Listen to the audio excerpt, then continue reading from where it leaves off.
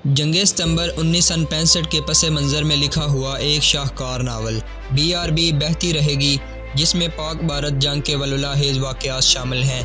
Novel शुरू करने से पहले आपसे गुजारिश है कि हमारे चैनल वर्ल्ड ऑफ नावल को सब्सक्राइब कीजिए और बेल आइकन को प्रेस कीजिए ताकि हर आने वाली वीडियो आप तक बआसानी पहुंच सके। किसी के दिल में मेरे लिए शफ़क़त नहीं, उसने अपने गंदमी बाजुओं पर निगाह डाली तो उसे इन बाजुओं से गिन आने लगी जैसे इनके साथ गंदगी चिपकी हुई हो। थोड़ी देर बाद गुसलखाने के आईने में अपना अक्स देखा तो उसने नफरत से मुंह फेर लिया। उसे अपने अज़ू से नफरत हो गई क्योंकि ये जिस्म मर्दों को अच्छा लगता था।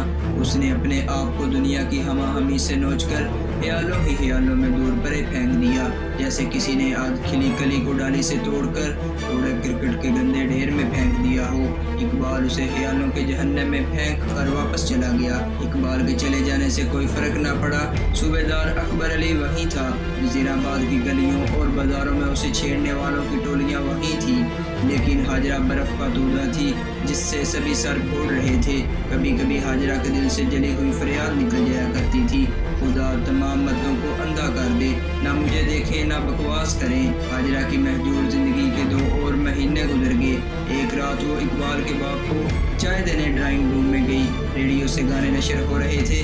गाना अधूरा ही था कि बंद हो गया और आवाज़ आई, एक ज़रूरी ऐलान सुनिए। मीर में मुजाहिदीन ने सदात कश्मीर के नाम से अपना रेडियो स्टेशन कायम कर लिया है, जिसके पहले नशरिये में थोड़ी ही देर हुई ऐलान किया गया है कि मकबूजा कश्मीर में हुर्रियत पसंद कश्मीरियों ने मुस्लिम बगावत शुरू कर दी है और गुरीला जंग शुरू कर दी है। सदात कश्मीर ने खबर नशर की है कि आज दिन के पिछले पहर मुजाहिदीन आज़ादी ने एक पुल तबाह कर दिया है और गुरीला दस्ते जगह जगह भारतीय फौजियों की चौकियों पर कामयाब हमला कर रहे हैं। इकबाल का बाप चौंक उठा, लेकिन हाजरा ना चौंकी। ना उसने ध्यान दिया कि रेडियो के इस ज़रूरी ऐलान में क्या ज़रूरीपन है, मुजाहिदीन आज़ादी कौन है और सदात कश्मीर क्या है।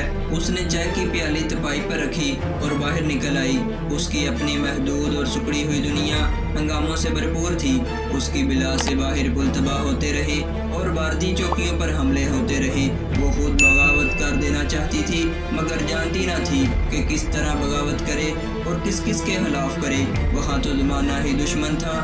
सुबह हुई तो वो बाजार गई। उसे जाने क्यों याद आ गया कि कल रात मकबूजा कश्मीर में कुछ हुआ था, लेकिन उसे ये भी याद ना आया कि वो खुद कश्मीर की मिट्टी की पैदावार है और आवाज़ जो उसने गुज़श्ता रात रेडियो से सुनी थी वो उसके अपने वतन की आवाज़ थी।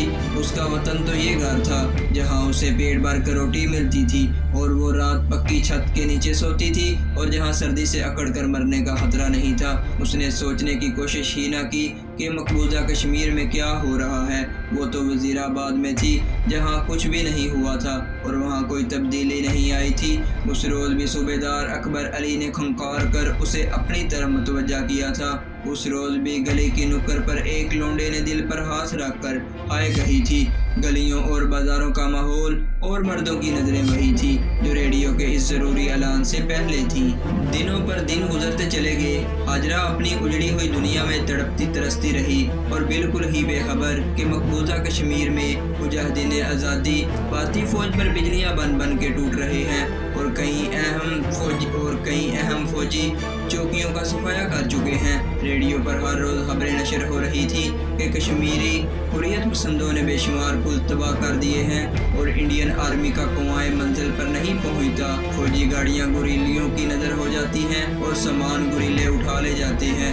हाजरा को फिल्मी गानों की वजह से रेडियो ही से नफरत थी, इसलिए उसने तो सुना ही ना था कि श्रीनगर का फौजी हेडक्वार्टर मुजाहिदीन आज़ादी के गुरीला हमलों से लड़ रहा था। मकबूजा कश्मीर की सड़कों पर मौत की हुक्मरानी थी और इंडियन आर्मी मकसूर होकर रह गई थी।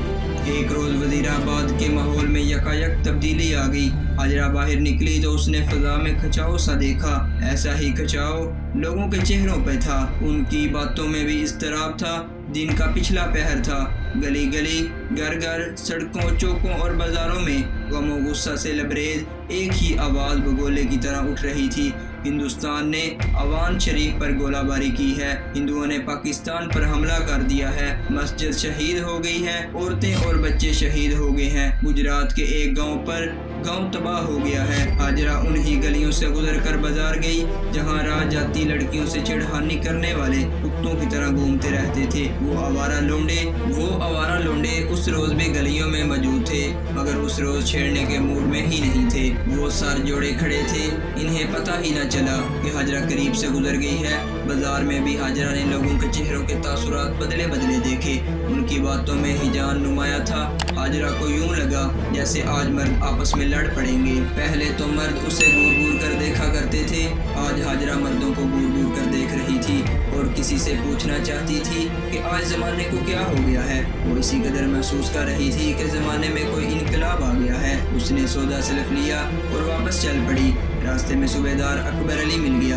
हाजरा ने चाहा कि उससे पूछ ले, लेकिन दिल से हकारत का तूफान उठाया। वो अकबर अली से मुंह नहीं लगाना चाहती थी। वो करीब आया तो हाजरा ने मुंह फेर लिया। उसे तवक्का थी कि वो अभी कोई बकवास करेगा, लेकिन अकबर अली यूं तेज कदम हाजरा के करीब से गुजर गया जैसे उसने हाजरा को देखा ही ना हो।